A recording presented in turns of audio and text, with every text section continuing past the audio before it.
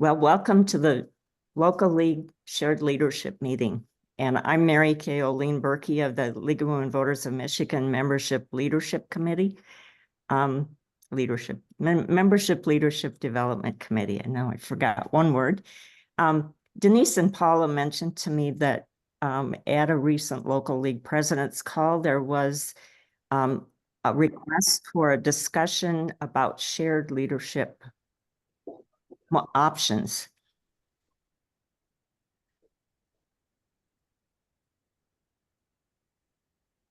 So I've invited a panel of league leaders from 3 local leagues to tell us about their experiences with shared leadership. We're going to hear first from the Kalamazoo Area League. They've had a successful co-president team, Barbara Dirks and Chris Kurthy, for the past 2 years, and so they will tell us about that. Secondly, we're going to hear from the Jackson Area League, and they've also had leadership from co-presidents Shirley Zeller and Pam Schultz, and they will tell us about their experiences. And thirdly, we are going to hear from the Marquette County League. They've adopted a shared leadership model that incorporates 3 different key people in carrying out the duties of traditionally carried out by the president. So we'll hear from them as well. I'm going to start with the Kalamazoo Area League. Barb and Chris, would you tell us about what worked well for you as co-presidents? Well, first of all, I think we'd just like to thank you for having the opportunity to do some sharing. I know that we're going to talk about some things that were both personal reasons it was a success, but then some practical things, and then the challenges. First of all, Barb and I were fortunate because we had known each other for 20 years before we became co-presidents. So that was a big help in our connection. Barb, go ahead. We were friends for that long, but the important piece of that, because when I first started, I was co-president with Mary Kay, and that was also, I considered, a wonderful success because we took the time to get acquainted.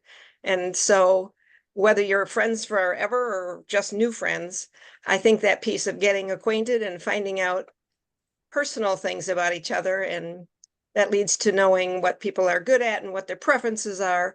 And when you do that, then the other times when you're making practical decisions, you've got some good grounding for it. I don't know, Chris, if you want to jump in with some of the practical things that we... Yes. I was a former math teacher and Barb was a former language arts teacher. So it was like we were 2 parts of a whole brain, you know, the left side and the right side. So I think recognizing what each of your strengths are and letting that person run with those strengths is a real good thing to do. And just to know that you need help, and you know, that'll be more than just the 2 of you or more, however your management team is. But recognizing the strengths and letting each person shine in that area is a big help. Barb, go ahead. Yeah, it's way easier to take turns when you know, okay, this person does that so well, they're good with tech, they can respond to these things. I can do the writing, you can do, you know, when you share that kind of knowledge. And there were some practical things that we developed simply because it was preservation. When you're doing league things, you have so many things in a frying pan at once that one person can't possibly do it all anyway. So it's really nice. And one of our practical things was we each kept a list of what we were doing, so that when we were talking to each other, we knew, okay, this is what I've done and this is what I've done, and you could be very specific about it. So that was a really practical thing. So when I had too many things on my list, I would say, can we have a, you know, Zoom? Can we have a coffee together? Can we meet? And so that was a big advantage for that piece. We also kept running lists. You know, I had a list, things to talk to Barb about, and it was a running list. And then we didn't fumble when we did meet. Now, what was I going to talk to you about? This is another really practical thing we divided there. We had 10 board meetings a year and 10 voters, the newsletter. And so we divided it up 5 and 5. Barb ran 5 meetings and did the president's column and 5 voters. And I took the other 5. So that was an easy thing to divide up, but it really takes a load off. And we did it so that you did the president's column and the board meeting in the same month. And so then you kind of had the next month off. So that worked out well for us. And we turns out in getting acquainted in a professional way, we discovered also we're both morning people. So I would be busy doing something and then I could tell she was on it, and that could really work for us. But it also made it possible to do some instant communication, which makes it more efficient. You know, you have so many things, you don't want to spin your wheels a lot. So we could just say, okay, I'll do this, you do that, right on the spot. So that's another good piece of that. We would sign each other's names to things. You know, there had to be a level of trust.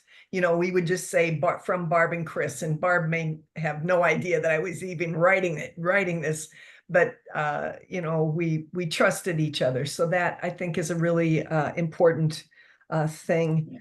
And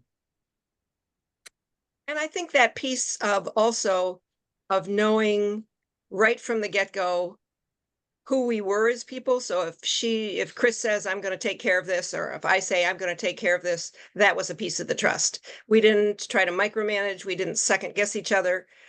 If we had questions, we could quick text a question. You know, is this how you want to do this? We could verify things, but we didn't second guess. I guess there was more efficiency to it that way too. And our most often said line is, this is a volunteer position.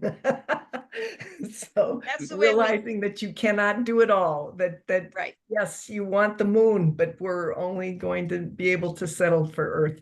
And That's a good way of putting it. Paying yes. compliments, paying compliments, laughing. We tried to squeeze in a lot of that. The challenges were exactly that, because we both would be so, okay, well, let's do this. And then we would have to go, okay, but I've been to 3 Zooms today and I've already been to this. And as you all well know, Zooms it's efficient, but at the same time, it can be consuming of your time. Did anybody have any questions of us? Go ahead, Ellen. Yeah, how were you, what is your terms of office? Are you alternating your, like one is a 2-year term so that you have an overlap? Is that how that works? See, I was on with a year with Mary Kay, then I went on and committed to 2 years, and Chris came on so that she'll stay on a 3rd year, and I've left. Right, I'm on now, and I'm with a new partner, Aideen Clements. So I'm starting, you know, to organize the new relationship. But Aideen's amazing, so that part's easy. But yes, and this will be my last year, and we're hoping to recruit somebody else to be a partner with Aideen. So there will be overlap. Perfect. Given that you've got a new co-president this year, Chris, are there things that you might try to do differently than you did with Barb? I don't have anything that I have in mind that I want to do differently. No, I'm hoping it goes as well. So I can't think of anything right now, Mary Kay. Mary Kay, I could simply say, because going from one partner and another partner and another partner, the structure is what stays the same. And then because you have that structure, you can grow the trust that then becomes the social piece that makes it easier and easier. So if we were to look at how would we start it over and do it again, we would probably hit the ground running a little differently. But that's only because we didn't know what we didn't know. And we didn't know we had to plan this far in advance for this or this far in advance for that. So good intentions to always be organized like that, but it was very hard for me anyway to stay with my calendar and go, oh, we got to do this, we got to do this, because the paperwork could overwhelm you. If anybody has a secret on paperwork, they should share it. Paula, go ahead. Hi. I'm sorry, damn dog.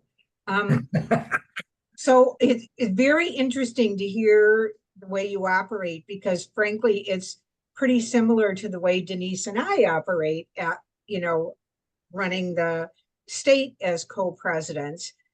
So I feel like we're doing things kind of right. But I have a question. Do you copy each other, or did you copy each other on every email you sent? We found that we need to do that so we're both aware, but sometimes I worry that we're just burdening the other person. Did you guys do that? I wouldn't say it was on every email, but a majority of the emails we copied each other just so we didn't, contact the same person twice, or just so that, Barb knew I was doing this crazy thing, and, she wasn't blindsided. So we did Yeah. a majority of the time. Would you agree, Barb?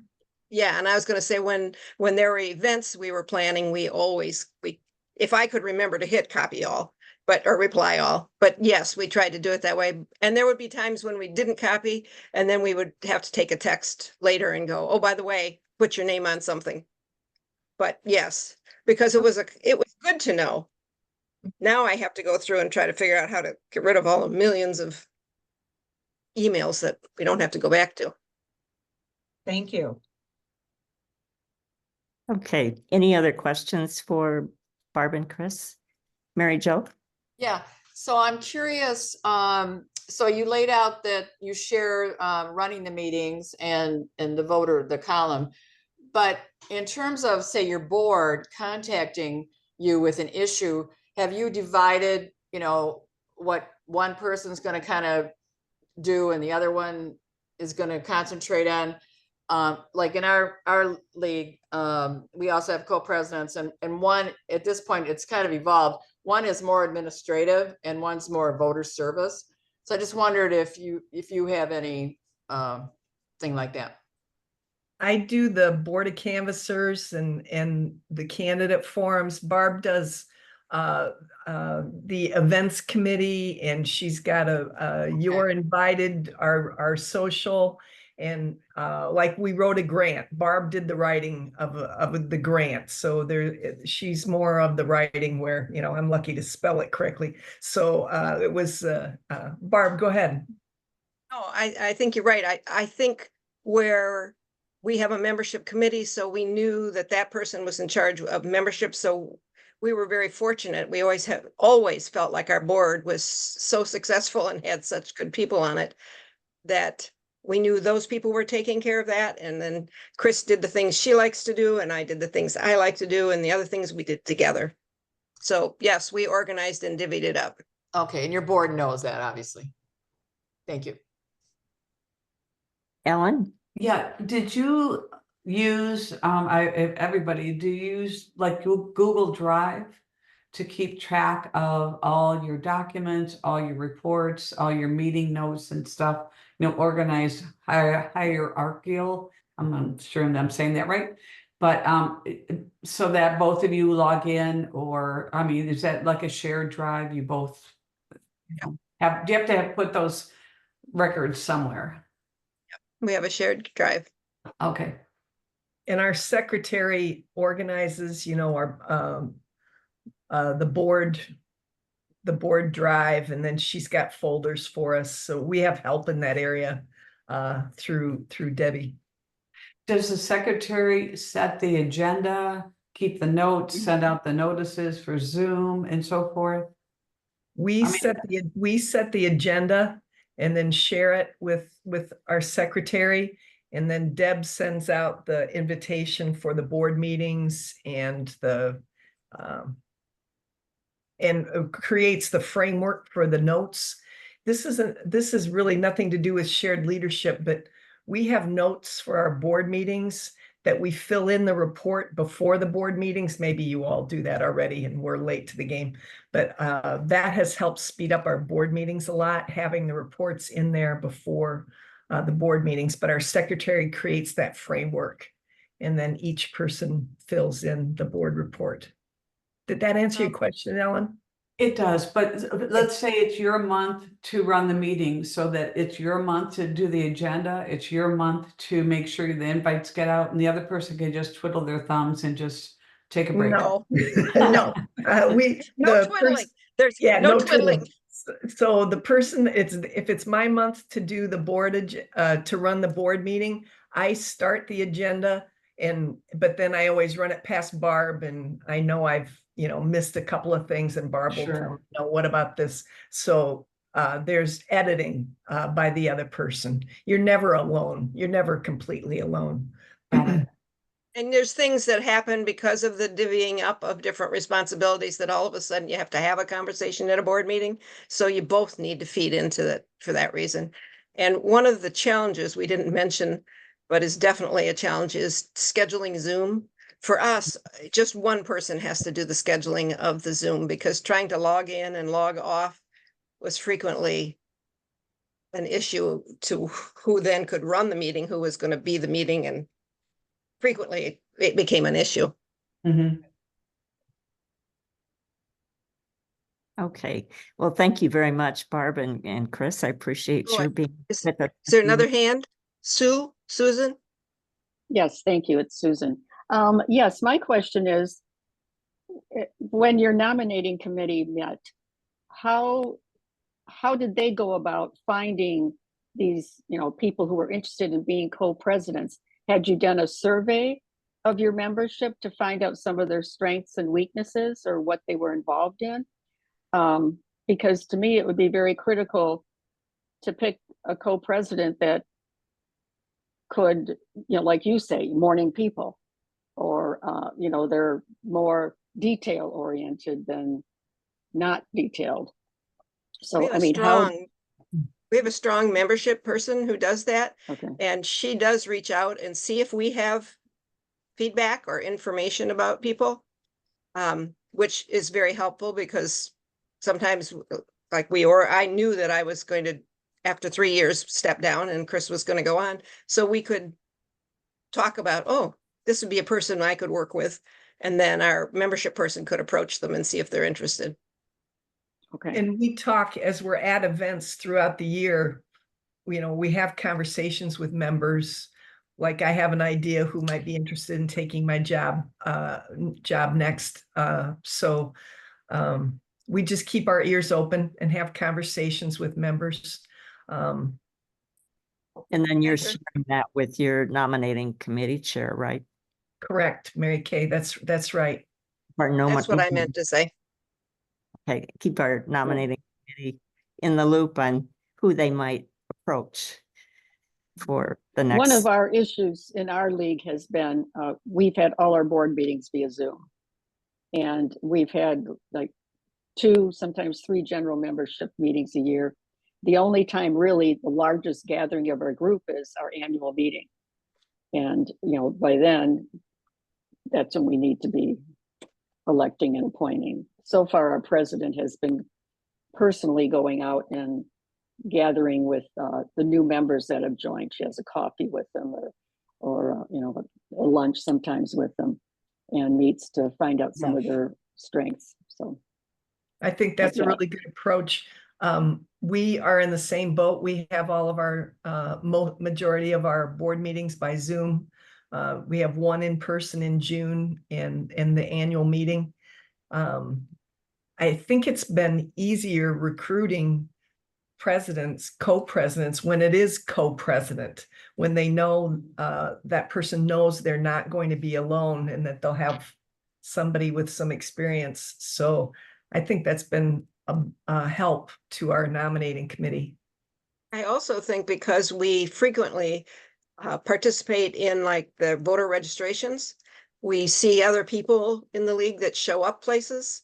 And so you see a face and put it together with some of the things they're active in.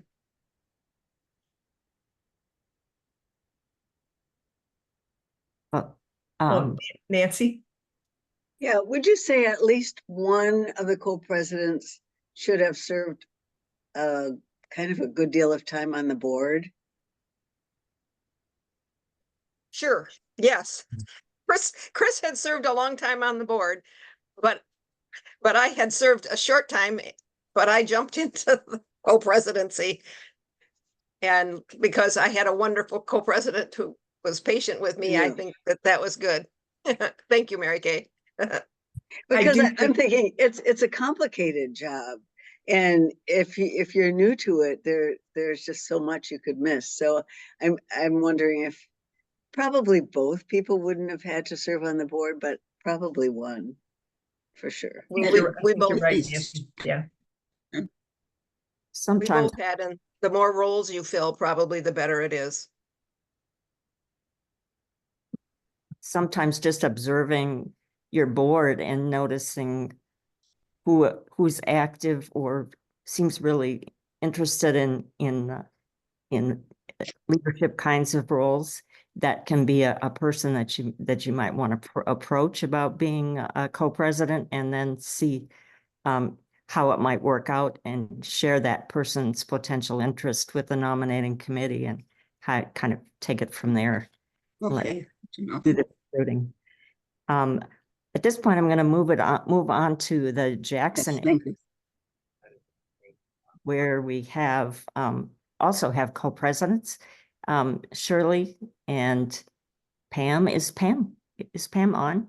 I'm sorry, I just got a text from her and said something unexpected came up and she's not gonna be able to be on, so I'm what you get. Okay, that's fine.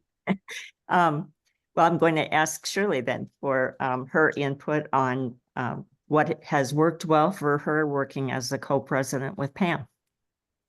Well, I worked as a co-president with Mary Lee Clark, who is on the call tonight first. Okay. And then Mary Lee was off as has been co-presidents for 4 years, maybe. I should have looked it up. I don't remember. But anyway, she and I really worked well together because, and we talked about this a little bit yesterday, getting ready for this call, but I had more experience running a meeting and putting things together for the meeting, and she's really a background worker.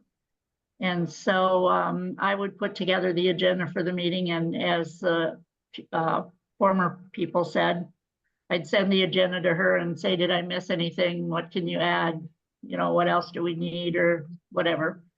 So we would get together probably a week or 10 days before every board meeting. Our board meetings are all in person except for January, February, and March. We have Zoom because some of our members are in Florida, our board members. So we would get together and go over our notes and make sure, you know, we were covering the business we needed to. And Pam would ask each of the committee if there was any problems they were having or issues that we needed to talk about. We were ready to do that. And that's, as the former people said, that saves a lot of time when you have that information ahead of time, so that you don't come to the meeting and say, oh, I should have brought this up. So most of the time we knew exactly what was going to be on our agenda, which really helped. And then we would do that for our general membership meetings too. We have 4 a year. Those were all in person, and of course our annual meeting was the largest, but we have a fairly small league, so the work is distributed amongst a few, as it always goes. So the committee reports are really important for us. We also sent a lot of emails back and forth. If Pam had something she thought ought to go out to the members, she'd check with me, or she would send it and then send me an email and said, I sent that out. All the time, so we didn't duplicate things to our members. The committee reports were really helped us a lot. We did a lot of the same things as far as communicating, and I think that was the biggest thing, was communicating with each other, so that when we got to a meeting, we pretty much knew what was going on, and I have a couple of members on the call tonight, and they might disagree with me, but I think we we kept it going pretty smoothly.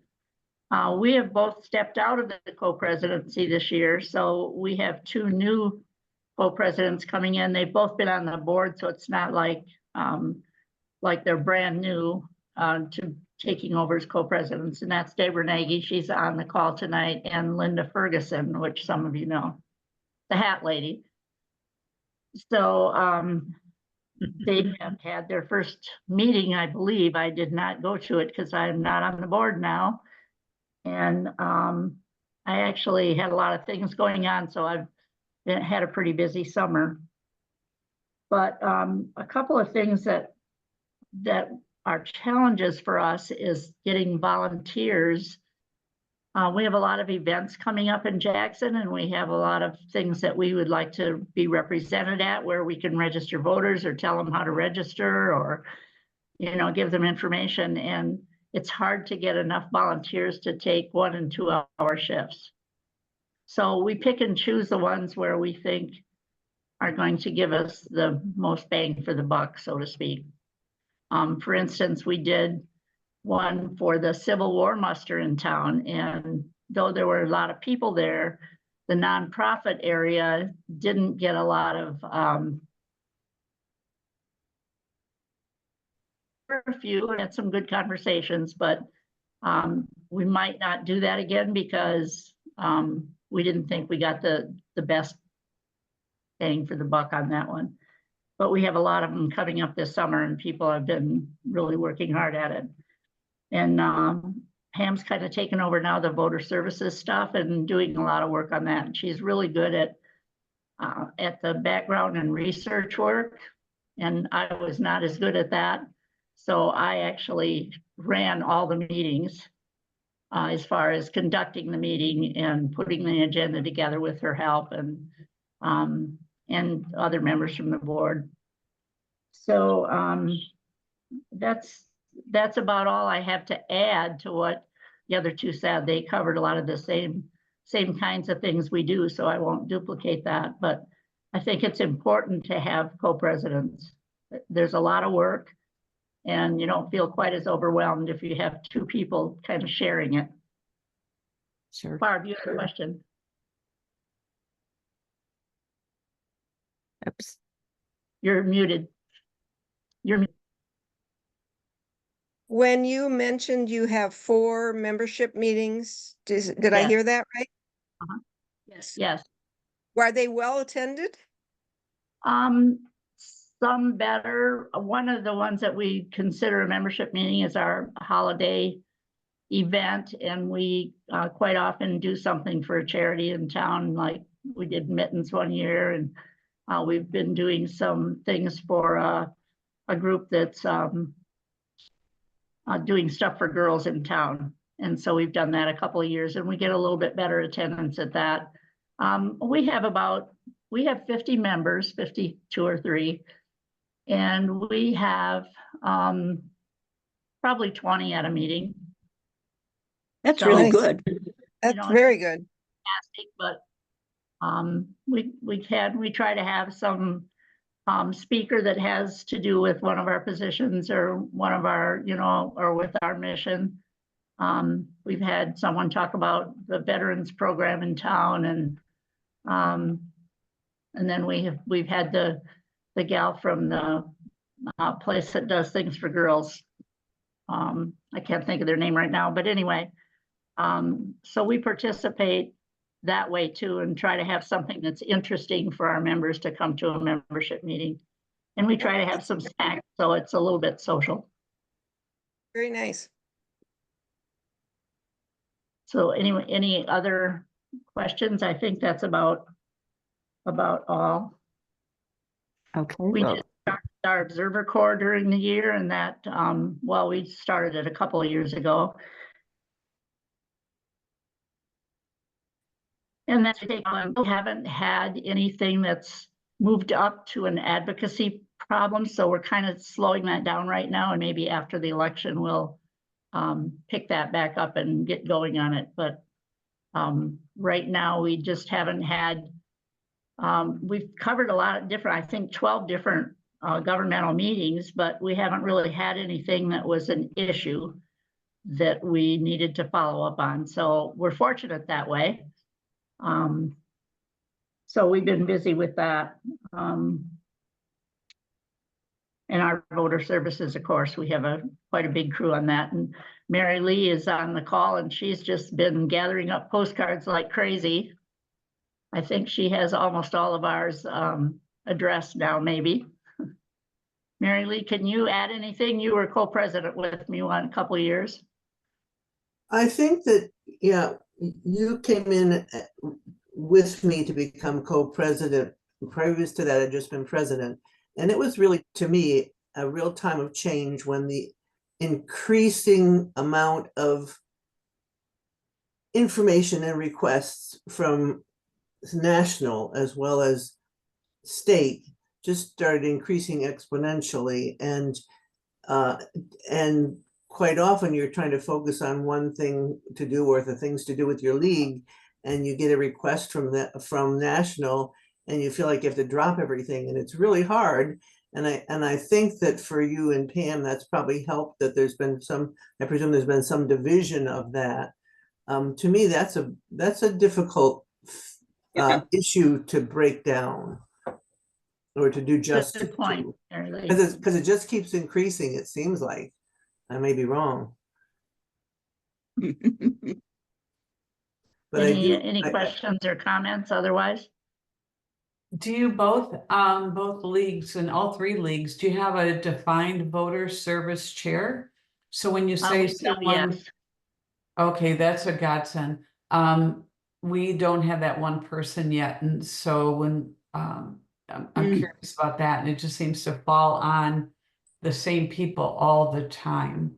Yeah. And That's probably our biggest committee, and because it covers candidate forums, it covers registration, it covers the events that we're going to cover and all those sorts of things. And one of the grants that we got where we got materials to hand out was really helpful. And the voter services committee handles all that. So yes, that's really helpful. okay. In Kalamazoo, how many members do you have?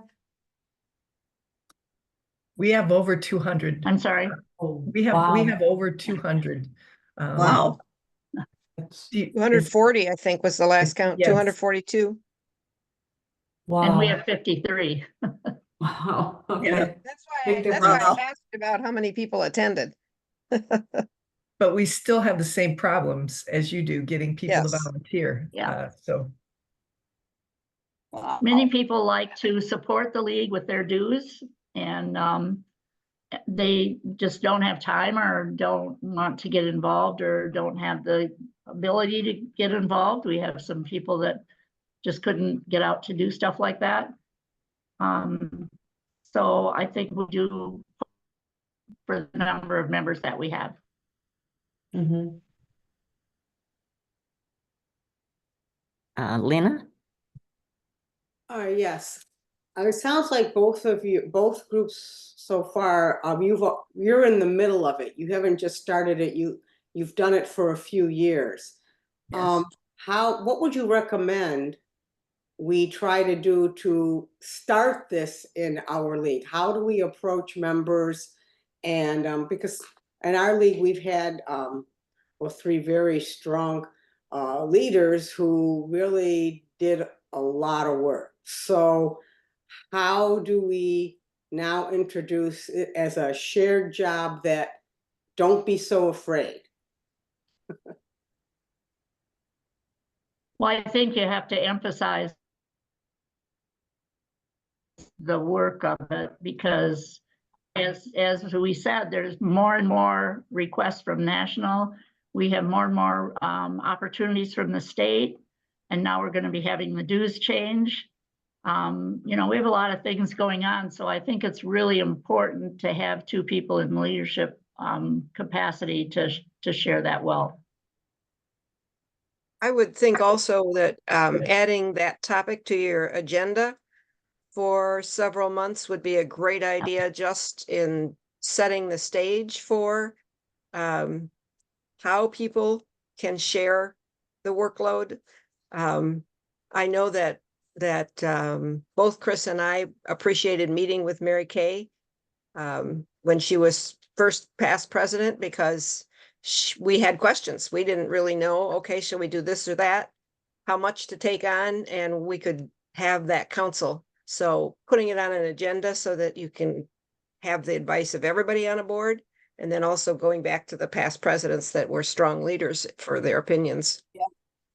Okay, thank We've you. had a lot of confidence in our coach, who is Denise, and she's fabulous. He I'll give is. her credit right now, Yes. because we had a lot of questions, a lot of concerns, and she just has been so helpful. We thought maybe when she went in as state president, she'd say, no, I can't do it anymore, but she's still our coach. Although we don't meet every month now, we're a little bit older league, so we don't need quite as much mentoring, but we still use Denise as our mentor in a lot of things we do. Camilla? I think you're muted.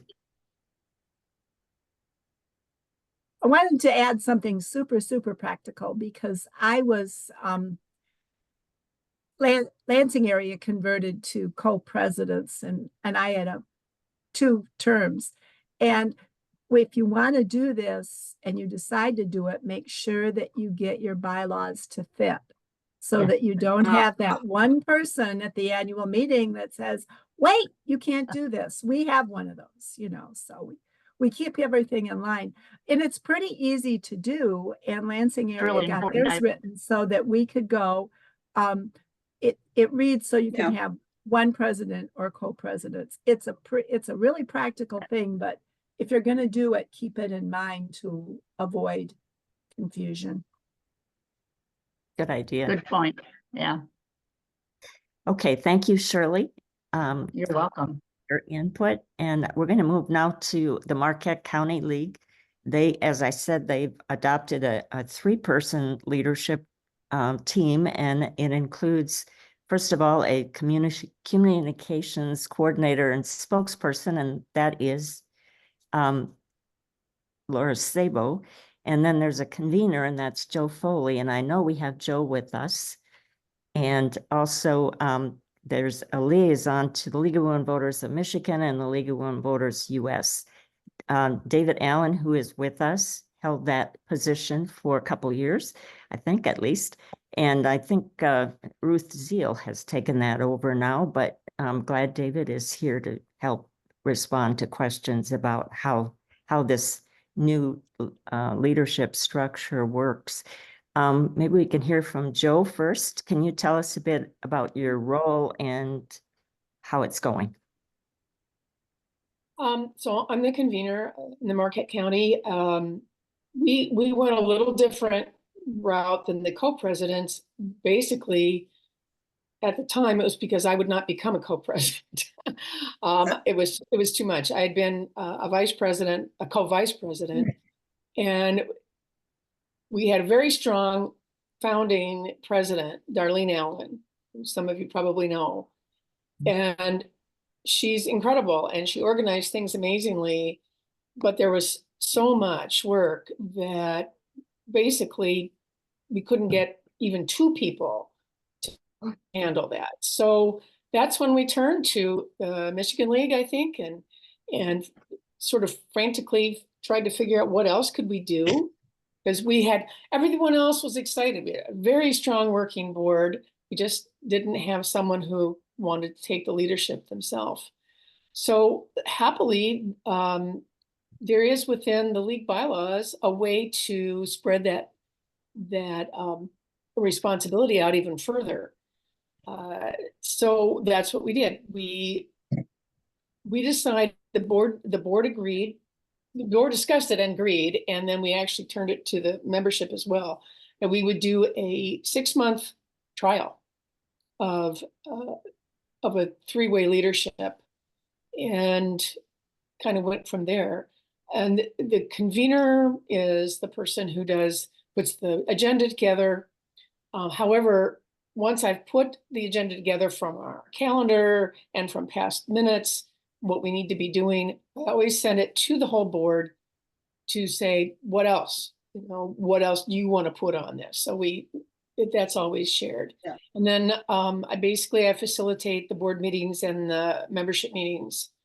And I do the membership agenda as well, again, with the input of the board. So that's the convener. David will talk about liaison. Our third position is the spokesperson. And this year, or this couple of years, our spokesperson is also our communication coordinator. She agreed to be the spokesperson. And we have she's actually put together an incredible committee in communications. And she is not always the person who speaks, but we gave her the ability to field all, requests for a spokesperson and then figure out which is the best person of the board to talk.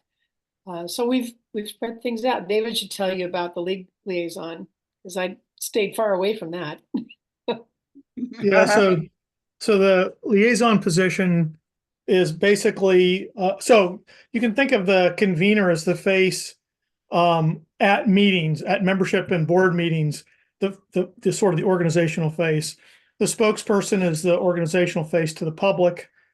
The liaison is the face to the state and the National League. So, and these are the key roles of a presidency that can be split in these three ways.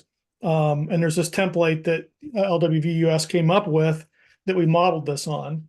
A couple other things I just wanted to mention, though, is we've actually flattened it even further, although technically those three positions are how we split the roles of the presidency. And we did a lot of work on our bylaws to make sure there were no things left out, because there's a lot of things that a president can do that don't neatly fit in those three, and we handled that.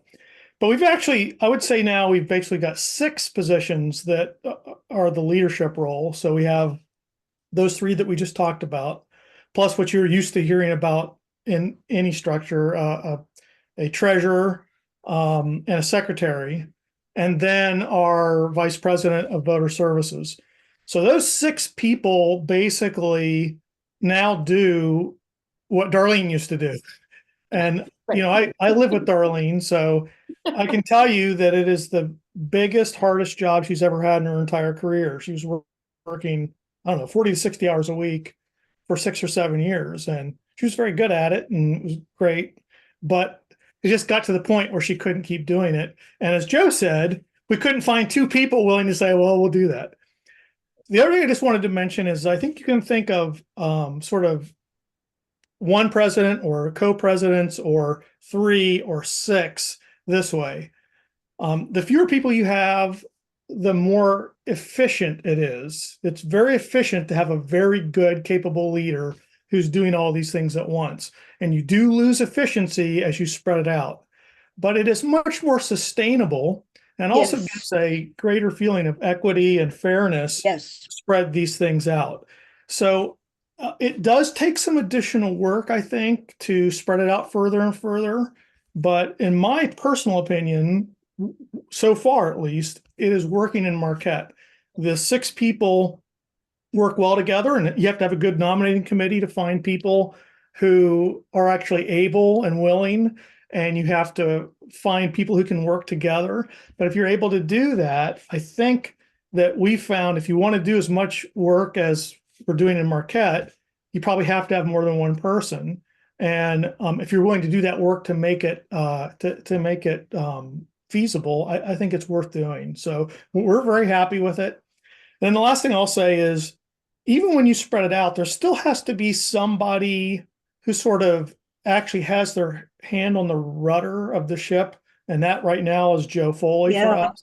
So, I mean, Joe doesn't have to do everything our president did, but she's sort of the person we look to make sure that we're still like going in one direction. And so you can't just hope for the best and assign 6 people jobs. You do have to have somebody sort of paying attention. So those are my few comments. Thanks. I want to say too that that seems to work out well for the convener to be that person. But we tried to make it very clear when we went to this form of governance that the 3 and then the 6 were not the board. We do not make decisions for our league.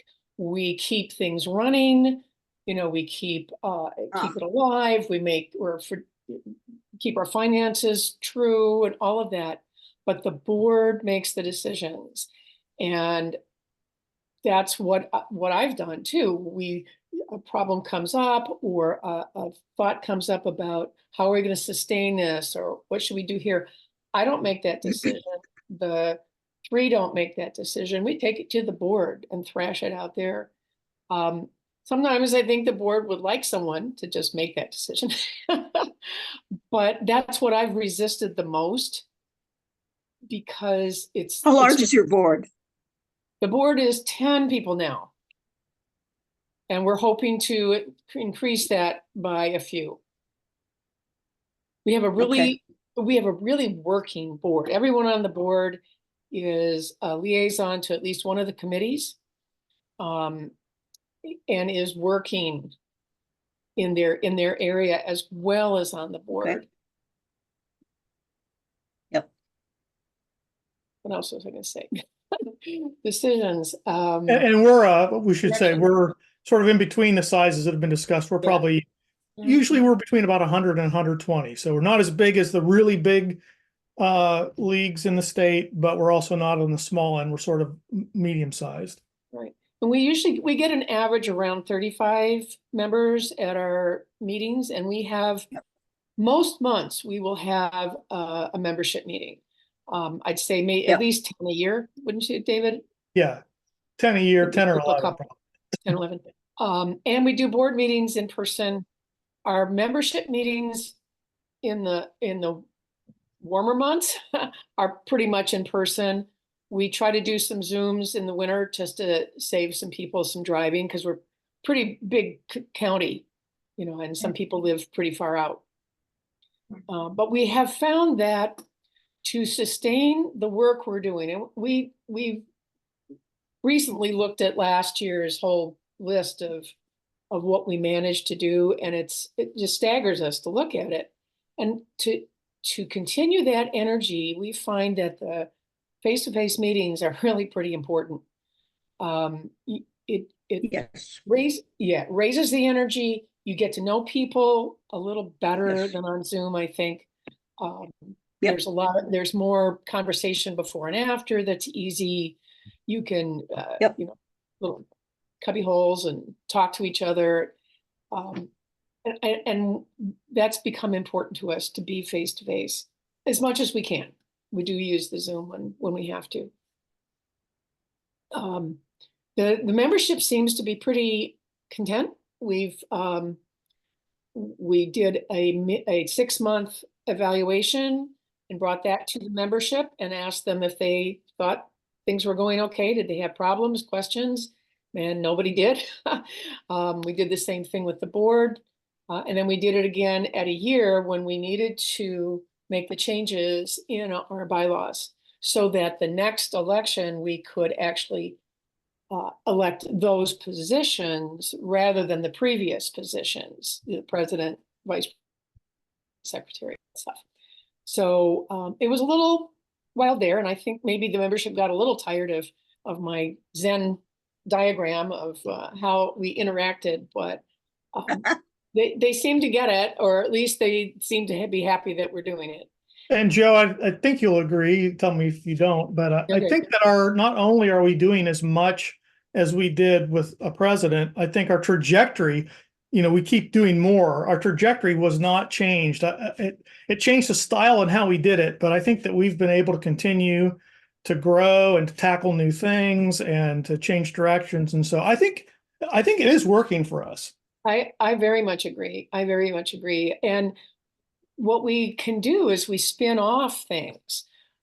We can spin off, like our voter service. We have a voter services coordinator, and she has groups under her, right? So she doesn't have to do everything in voter services. She oversees it all. although she's usually there. So it involves more people. It gets people going who maybe can't commit to being on the board, you know, all year long, but will commit to an event or commit to a particular topic or put together an event. We've had our committees will put together a whole event for our membership. And, you know, they propose it to the board and we say, go for it. And they do. And we've had some amazing events. We had our largest candidate forum ever. We had, I don't know, must have had close to 150 people in the room for it. So, Wow. yeah, it was packed. So, yeah, it seems to help the energy. I know that well, that's the reason I didn't take on being a co-president. I knew I couldn't do it.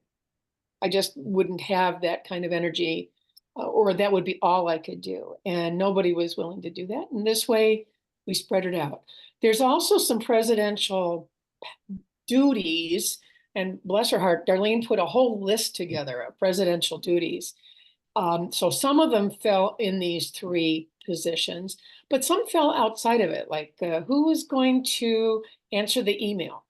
So the communications took that over, and who was going to pick up the mail in the post office box? Well, I decided I could do that. So we divide, we know what we need to do, and we divide that as well.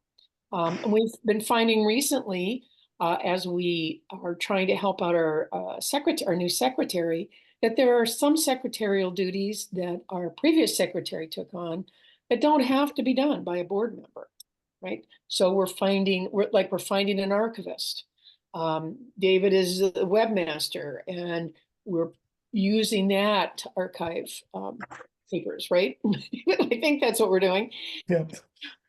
Yeah, and making them more available to our membership as well. So we've been very lucky to some degree, and the people who have joined with their talents and their interest and their energy as well. And I guess you just made me think of another thing too. I'm not to keep just talking. I know you guys might have questions, but I also play in a lot of music organizations, and there's a thing that happens both in leagues and in music organizations, and that is you can get a vicious cycle that's either positive or negative. And, you know, a positive one is where things are going well and you've got good leaders and it creates energy and that attracts better people from the community. You have better musicians playing or better league members who show up. And then that makes the organization more vibrant, and then more people know. But the other thing can happen too, if you find yourself in a position where it's like, well, we can't find a president, we're just going to like struggle forward. That's how you get the negative spiral. You have to find a technique that will work. It doesn't have to be a president or a co-president or 3 or 6, but something can work, and you have to engage and think about it to prevent these negative spirals, which is where I think so many leagues just died out around the state, including the Marquette. And I've seen this happen with musical organizations. So don't get discouraged if you can't find what you've been doing isn't going to work for the next phase.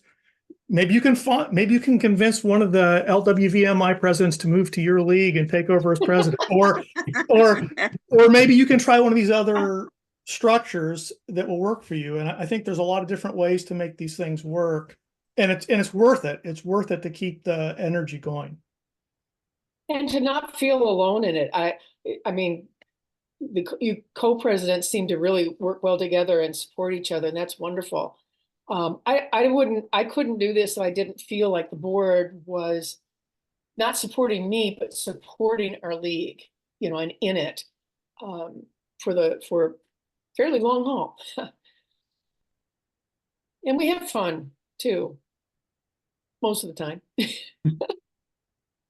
You mentioned you got this idea from National. You're saying that this whole setup came from, somebody said that came from National, this type of format? Is that? That's my recollection, is that LWVUS, it could have been LWVMI, but I think it was LWVUS, had this structure written down somewhere that we'd never even heard of. I mean, we were in the throes of trying to figure out how we're going to get a president to replace Darlene. And then as Joe said, well, that isn't going to work. How are we going to find co-presidents? And we worked we worked for a year trying to find co-presidents, and it's like, it's just not going to happen. And so we were starting to feel a little desperate, and wherever we found it was either US or MI, there's something written down, this idea of these three positions, the convener, liaison, and spokesperson. And as soon as we saw that, we're like, that's it. Let's try that. And so we didn't exactly completely follow the model, but that's where we started. And it was very, very helpful. And again, we can, Darlene will know which one it was, and maybe Denise or Paula knows, but I think my recollection, it was US. So Miller will know. So Actually, I, if it's still there, and it's called Streamlining the League. Okay. And it's on the LWVUS website. And it's very similar, except I like what Marquette has done more than what they have. Well, I think it's, you know, it can, they just gave a basic framework. Yeah, and you filled it out, but it's, you know, and Detroit is adopting a version of that. Yeah, so Marquette's been very helpful with that too. Camilla, would you repeat that again? What is it called?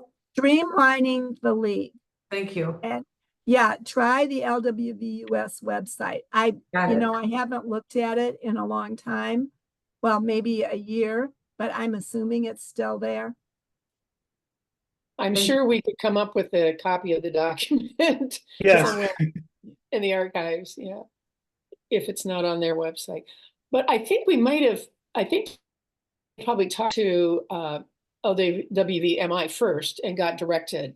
Yeah. By, you know, our coach or somebody. I'd also like to say that I think Marquette still has your bylaws on your website.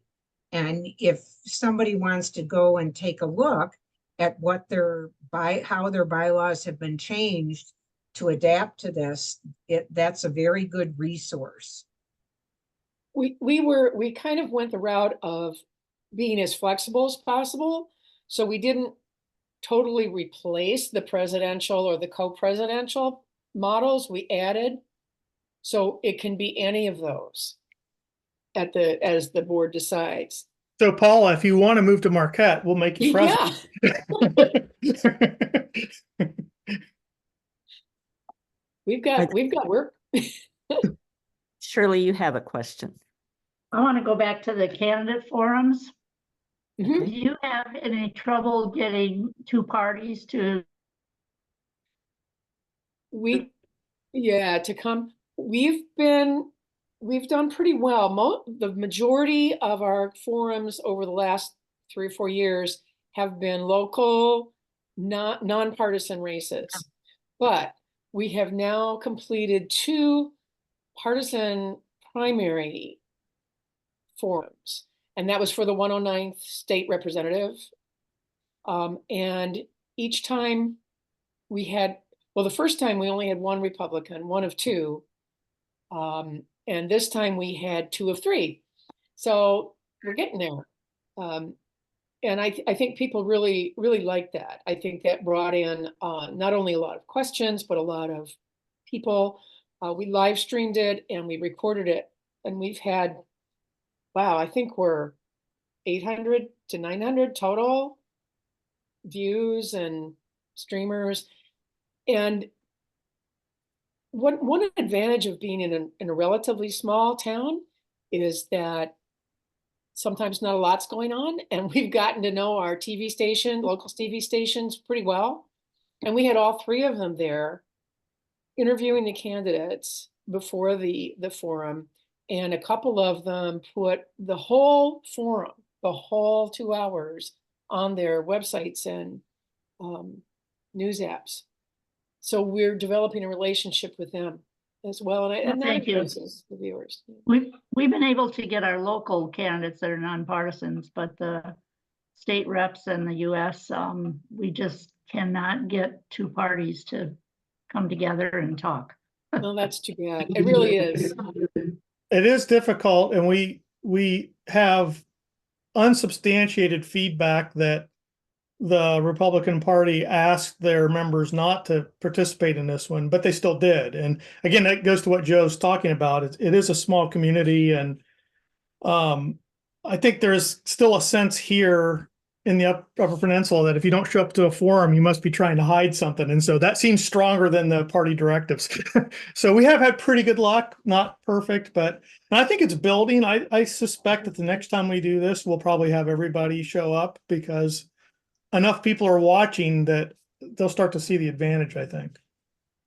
It's free publicity for them. You know, there's TV, there's radio, there's, you know, the newspaper does stories and pictures, and Well, it is free publicity for them, but we have not been successful doing that. So I enjoy your I'm comments. sorry. Thank you. One thing too that has helped us, we have they volunteered this. We don't obviously ask people's political party when they join the league, but we do have some Republican members, and they have been very helpful in reaching out to some of these candidates and assuring them of fairness and equal time and all of that. So that's been a real big deal too. Well, I think that it's probably time to close out, but this has been a really interesting meeting. I'm really Yes. pleased. I want to thank the representatives from Kalamazoo Area League and Jackson Area League and also the Marquette County League. It's been really valuable for all of us to hear from each of you as to how this is working for shared leadership of your local league. So thank you for participating, and we'll just say good evening. Will you be posting the recording? I will. I'll send the recording to all the local league presidents. Yes. Okay, good. Thank you. Local Thank league- you. Mary Kay. Thank you, everyone. Bye. Thank you. Thank you. Thanks, Mary Kay. Thank you. Good night, everyone. Good night, everyone. Night, everyone.